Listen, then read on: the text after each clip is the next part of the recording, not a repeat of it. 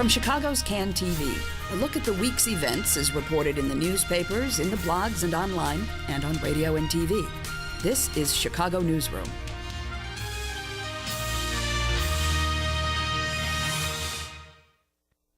And hi again. Welcome to another edition of Chicago Newsroom here on Can TV. I'm Ken Davis. Welcome back. Glad to have you with us again today on this, a very special day in Chicago because it's Barack Obama's birthday. We're taping this program today on the president's 50th birthday.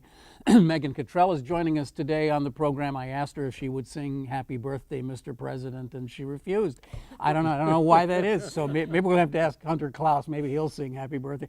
Actually, Hunter tweeted last night that the president paid you a visit because he flew right over your apartment. I understand. Yeah, his helicopters flew right over our apartment. I could actually see them land in the park over by Lawrence and between Lawrence and Wilson. Right, yeah. And I could see them leave when they were going back. It was pretty. I was out on the lakefront last night as the big event happened, and it's you got to say one thing about the president, man. When they arrive, it's dramatic with the big choppers. Anyway, welcome to Chicago Newsroom. We're getting started, but before we even introduce everybody, we've already mentioned Megan Cottrell is with us today.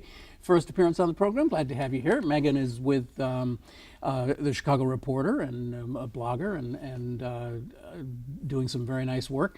Hunter Klaus has been with us before. Hunter is with the Chicago News Cooperative, and they're just working you like a little dervish over there. They're just constantly working. And our old friend Don Washington is back again on the program here. Don Washington, the founder and spiritual leader of a Mayoral tutorial and a prolific blogger who just revealed to us before we went on the other, he gets 10,000 hits a day on his website, so maybe you better check him out.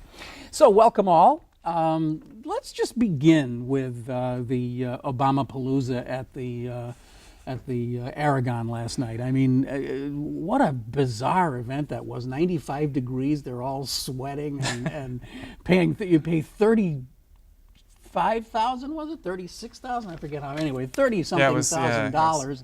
And you get to sit and sweat with the president. I mean, not even air conditioning. So, just another symbol of how things just don't go right for our president sometimes. But so what about this? I mean, is this important that he came back to Chicago to try to sort of re-kickstart things, to sort of say that, things aren't as bad as they appear? What do you... So that's Don's opinion. What's your opinion? Well, I mean, it's his 50th birthday. What better excuse to have a fundraiser? Yeah. There was an article in the Tribune a couple of weeks ago about how he doesn't have as many bundlers in Chicago. I don't know if that's why he decided to pick Chicago. I mean, of course, it's his hometown. I mean, who wouldn't want to spend their birthday with friends, with the homeboys, right? $35,000 homeboy. Yeah. With your very rich friends. I don't know. Right. Somebody's saying that's his way of taxing the rich. He's finally figured out a way to tax the rich, right? Yeah. It's his new base. But I mean, seriously, does anybody at this table think that he's in electoral trouble? That he actually might face a serious challenge in 12? I don't think he's going to have. Well, okay. So this is the thing. This last set of things that just happened with him offering up Medicare, Medicaid, Social Security to a room of 12 powerful guys in a secret room somewhere. What this is actually doing, and it's really intriguing to me, is that it's creating a situation where his base doesn't trust him. His own base has started not to trust him. And what that means is that this election is going to be all about the money guys, right? It's not going to be about hey, I've put my $4 in for Barack Obama and I knocked on doors. So here's the question that the president should be asking. Can he win without the support of ordinary people? If it's just an election of elites, can he win? And if the answer is yes, well, then he's in great shape. But if the answer is no, then he's in real trouble without even realizing it. And of course, a lot of it will depend on who the Republicans designate to be their standard bearer, and that's going to have a lot to have a lot to do with it. But who knows? All right. Well, anyway, it's been an interesting week here in Chicago because the August recess in the news doesn't seem to happen anymore. We just kind of keep rolling on with our new mayor and our budget deficits that we're looking at. Hunter, you wrote the other day that there is probably, according to Mayor Emanuel, something around a $635 million shortfall. Now, of course, that number is very rubbery because these things always are. But what I think that means is that unlike all the past years when I was covering or even working for Mayor Daley, none of those numbers ever got real serious. It's like, oh, this year's budget deficit is $71 million. And then about a week before the time came, that money would just erase. Something would come along, it would get filled with something else. This feels actually structurally different to me. This feels like this is a real number. Right. The mayor has said that this is a structural deficit, meaning that the city is basically spending more money than it's bringing it in. But it's always been doing that. And Emanuel made a point of saying that when he released the preliminary budget, that the city's been racking up deficits even in good times, even in times when cities like New York were putting surplus money in reserves. That wasn't the case in Chicago. It's also interesting to keep in mind that this deficit could have been much larger than what they had announced last week had Emanuel's administration not cut $75 million from this year's budget. That could have possibly increased the deficit for next year. There's also the cost savings measures that he made when the union furloughs expired. I believe that was something like $20 to $30 million. So this deficit, while lower than last year, could potentially have been much worse. It could potentially have been much worse. But there's just, as I was trying to say before, there's something in the air. There's a kind of an air of urgency about this that I have not really seen before. And something again that one of your colleagues talked about recently, Jim Warren at the CNC, wrote a really interesting piece about, I think he called it the velvet shiv, that Emanuel is doing a high wire walk here that makes the Walendas look like amateurs. I mean, he has got to figure out a way to pull us out of this fire without overtly criticizing his predecessor, that guy whose name we've already forgotten. You can't really criticize him, but at the same time you have to make clear that it's a whole new day and we're doing things differently. Right, that was what was interesting about the announcement of the preliminary budget, was that Emanuel had some very harsh words about how things had been going, steps the city had taken in the past, such as using one-time revenue, and he never once mentioned Mayor Daley's name. Oh, Daley, that's I couldn't remember that. Right, yeah. It was a very interesting dance, so to speak. Right. But I mean, you're right. There is a real sense of urgency with this budget. The city, do we sell off more stuff to balance this budget? It doesn't really seem like the mayor wants to rely on those types of tactics, which really don't address the structural problem. How do we keep expenses down, or at least even with what we're bringing in? I have a couple of just questions that occur to me about all of this. Typically, when you take over a company and it's got, it's just because he likes to talk in corporate terms, I want to talk in corporate terms. When you take over a company, it's got a big, huge deficit problem. The first thing you do is a forensic audit to figure out how much is waste, how much is fraud, how much is corruption. He didn't do that. Well, we don't really know like what exactly his budget people are doing. I mean, his budget director, Alexandra Holt, had come in, and there was no illusion about how big of a problem this was going to be. I mean, he came in on the campaign trail saying that this was going to be a huge problem, and he understands that perhaps his term in office will in some ways be evaluated based on this moment. What does he do with the budget? But I think that if you start off without doing a forensic audit and just cut $75 million, what that means is you don't know, he can't know because he didn't do an audit. Well, we don't really know what exactly they're doing. Then why wouldn't they announce that? Because here's the thing that worries me if you just cut $75 million, just like we're just going to cut that off, then you're going to see random things like what just happened with the park, who are those people? The traffic people, right? Where they show up in part that happens, of right? the traffic aides are part of the 75 million right? that he had cut from this year's budget. Right, but so they didn't know it was happening. They just show up at work and that happened to them. So you're going to see more things like that. But the other thing that really kind of that I find interesting is he's worried about the budget, because I think that maybe he's not as worried about the budget the way that we think, is that Ferguson puts out a report from the Inspector General's office that says there is $500 million of possible savings in reforming the minority business and women's business program. That's like $500 million that we can save, not just this year, but every year by fixing this thing. He puts this report out. The Emmanuel guys, not only do they not act on it, they ignore it. They just ignore it. Again, I don't know if I would be quick on the trigger on that one. The budget hasn't been released. We don't know if he, in fact, will incorporate that into whatever budget proposal they give to the city council. Emmanuel made a point of saying that he wasn't going to announce his line-by-line budget items when he released the preliminary budget. But I don't know if I would characterize them as ignoring stuff right now, because frankly, they're probably putting the budget together as we speak. Well, it would be a pretty complex thing to be doing, I guess. This is the problem that I'm having with this thing, is I can't get my hands around it because there is no real way to know anything. I mean, even going back to the $75 million, there was a great deal of cynicism about that $75 million at the time, that a lot of that was just kind of shuffling some paper around. And we've seen all that happen before, and we see it in every government. It's like, well, we can take a little bit of this and put a little bit over there. We can delay some payments, whatever it is, and suddenly, bam, we've saved $75 million. But we've saved it on paper. We haven't really saved it in personnel. What we're beginning to see now, I think, is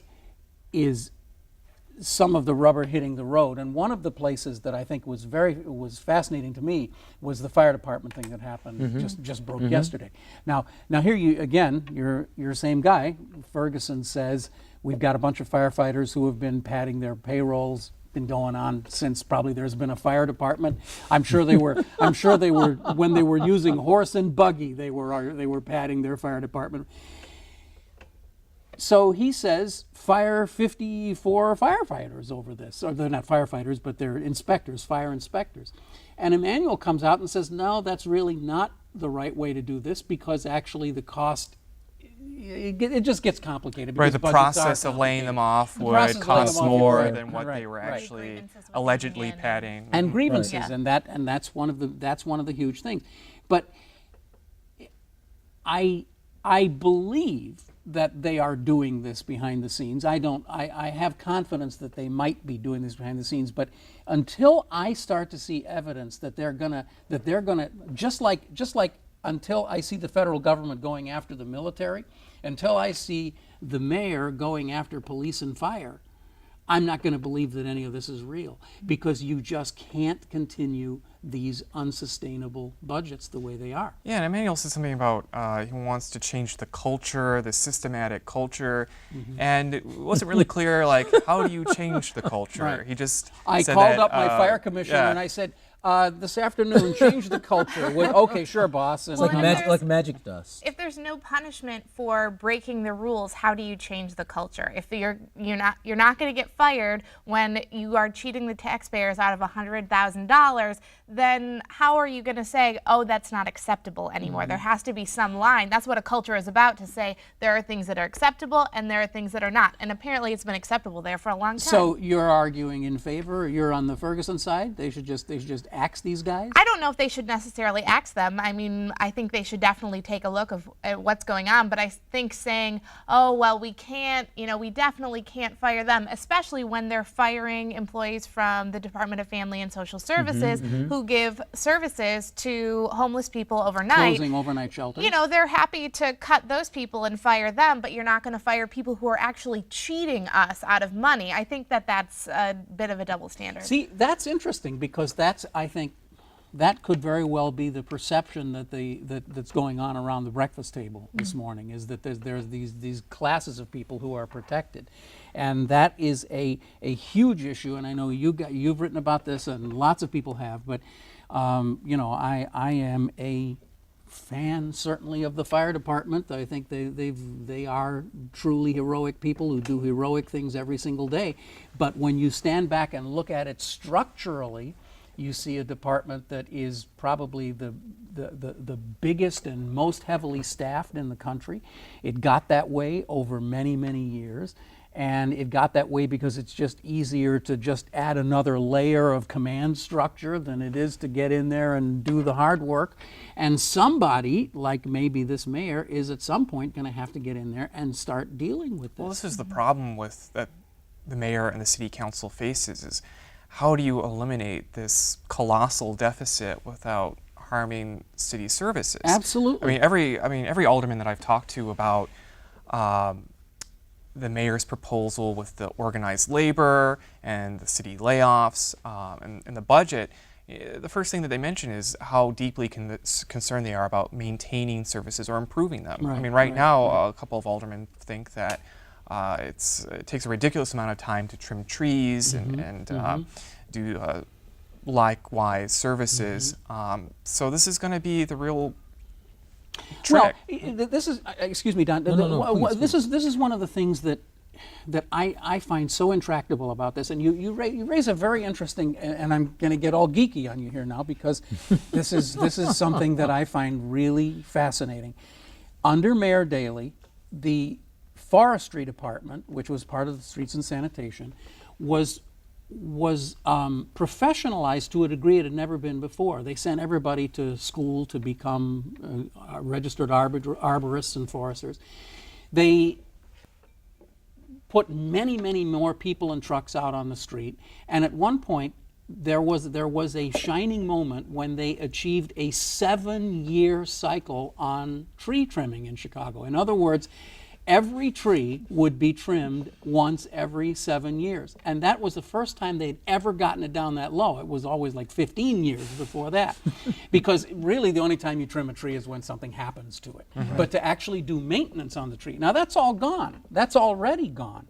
And at some point, you get into this really weird dichotomy of what level of service can you expect? And we live in a time when the zeitgeist is, I want less government, I want fewer taxes, I want everything cut, except on my block during this last storm. We got hit really hard, and a bunch of branches and trees came down. You should have seen my neighbors out there screaming at the streets and sand guys when they came by because their truck was full and they couldn't take all these branches. Like, what's going on here? What's going on in the city? You guys don't do. See, that's the problem. How do you deal with that? I mean, I wouldn't want Emmanuel's job for the world. I don't know how you make that balance. I think so basically we live in a democratic republic. One way to do that is to involve the public in figuring out how that budgeting works, like the cooperative budgeting you see in the 49th Ward. So you're making those decisions. But what's happening here, and it's sort of like I feel like we are having a discussion, right, about a topic where we're blindfolded. We're blindfolded, and there's a guy hitting us with a bat. Every once in a while, one of it, a bat, and then someone just gets fired, right? So this is the thing. What's really happening is the Emmanuel administration is putting no information out, and they're just taking action. That's what's really happening. They're like, we're not going to give you a line-by-line thing. So then how do we really know if they have really a handle on what the budget is? How do we really know what their priorities are in the budget? What are their priorities?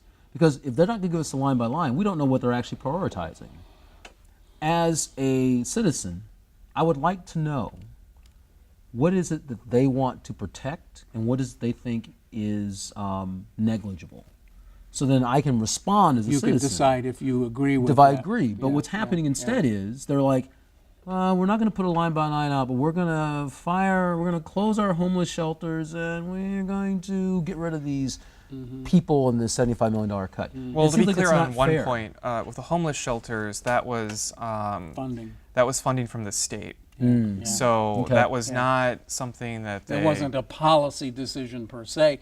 But as you know, Hunter, all policy decisions are policy decisions, right? I mean, if that funding had been for something that was a really high priority, they would have found it somewhere else. Absolutely. Because that's what budgeting is. Budgeting is the definition of your priorities and your philosophies. And the Inspector General's report on that agency said that the problem is there's too many people watching someone do work, there's too many managers and not enough people actually doing the work. So if we have a budget shortfall in that department, why aren't they cut, I think, one supervisor, and they cut, I think, 20 people who work actually in homeless Who are shelters frontline overnight. people. So Yeah. that just seems like a strange priority when the Inspector General is saying, this is your problem. Yeah, you know, we could certainly sit here and talk about this all day, but there's plenty of other things I want to talk about. And let's just say Don Washington joining us here today, Megan Cottrell, and Hunter Klaus, all around the table here on Chicago Newsroom today.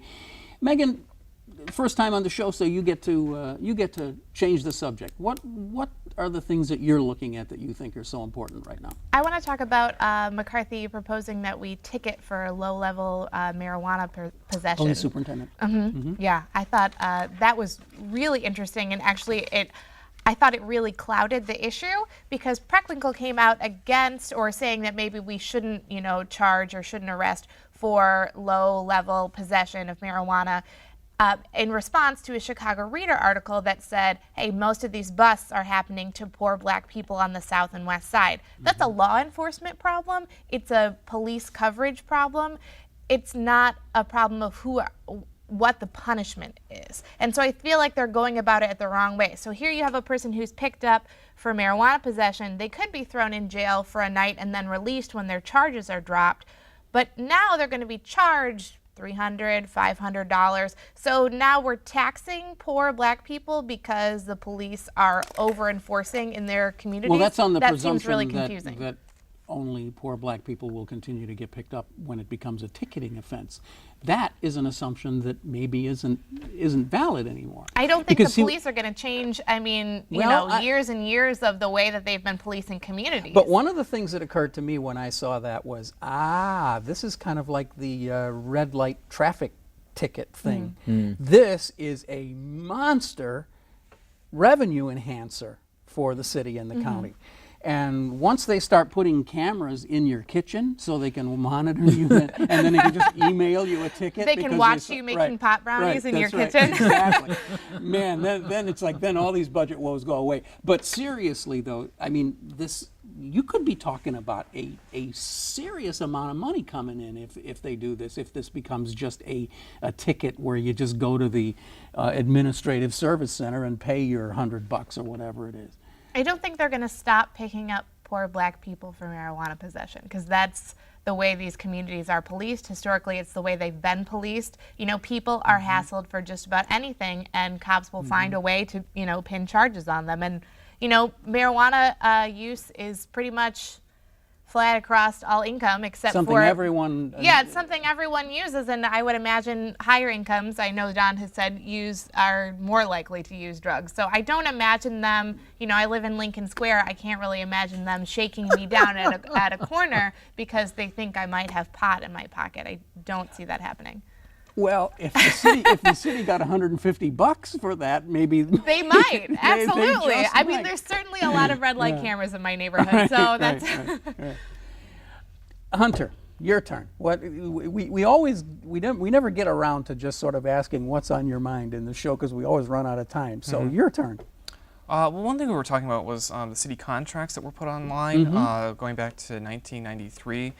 The mayor has been putting, or his office has been putting out these data sets, which are really interesting. I mean, with the contracts that have been put up, it shows like who received the contract, how much it was for, when it was approved. The data set that they put up with that is definitely much easier to search through. You don't actually get to see the contract. If you wanted to see the contract, you have to go to this very archaic procurement website, which is very hard to search through.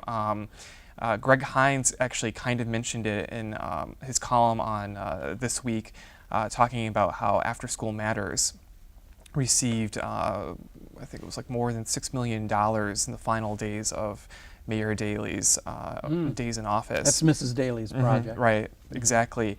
And if you wanted to see the After School Matters contract through the procurement website, you would basically have to, it wouldn't show up if you just typed in After School Matters. Absolutely not. You have to put a hyphen between after and school in order to have it pop up. So okay. it's a very rigid search system that can easily throw you off. But as a reporter, do you have access to more information today than you had 2 years ago? I think anyone in Chicago has more access now than they did a couple months ago, but it depends on, how useful this information is. I guess is another. Well, another actually, question. I was just realizing that I asked you the wrong question when I said, do you have access to more information? What I meant to say is, do you have access to more useful information than you had before? Because Mayor Daley put lots of information online. It just wasn't very accessible. Right, and like one of the things say. that Daley did, what was it, last year? It feels like forever ago. Yeah. Was putting up the Freedom of Information Act logs, like showing who was requesting what. right. Didn't say what they honored and what they denied, Right. Which would have been Would have useful been to know. really Yeah. interesting, right. Perhaps the most useful Right, information. but what it did do was let one reporter know what other reporters were working on, so it was just kind of a nice way to sort of like thumb. But that's the question that I think anyone should ask themselves when they see these things going up in the name of transparency, asking like, what does this not show? Right. Right, One of the exactly. things I've been thinking about, just to go like, is there more information? I think that, I used to spend a lot of time in sending interns, I'd spend a lot of time in the municipal library and various procurement offices, just actually looking at the hard pieces of paper, because it's all there. You just got to go dig it up. Now a lot of that information is online, but it almost feels like sometimes you want to hide something and just flood people with information. Oh, Like, yeah, here's a that's- whole bunch of stuff. that's It's all here. Right. Just look through A it. You'll data find dump. it. Yeah, Right? Yeah.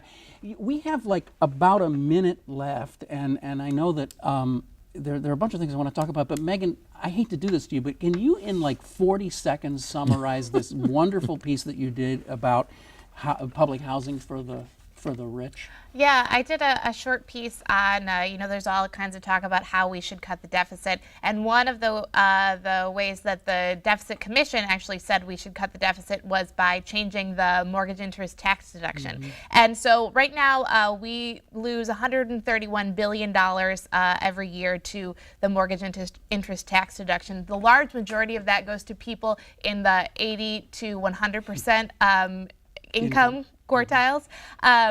So it's mostly going to fund people's McMansions and their second homes. And the HUD budget, by comparison, because people are always complaining, my tax dollars are going to public housing, is $48.5 billion. So it's less than half of that.